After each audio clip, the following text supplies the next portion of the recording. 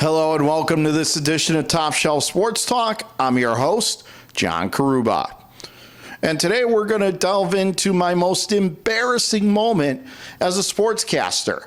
It happened a couple years ago back when I was with the Batavia Muck Dogs. They needed me to fill in as a public address announcer. Now this was for a high school all-star showcase.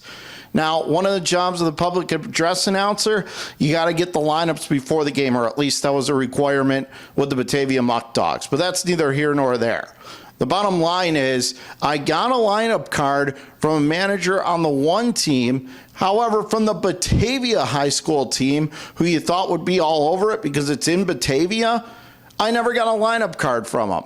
And it got to the point I was 5 minutes away from addressing the crowd live, and I still didn't have a card from them. So I had to run quickly down, scrambling to the dugout to find out what was going on. Finally, I got back up to the press box.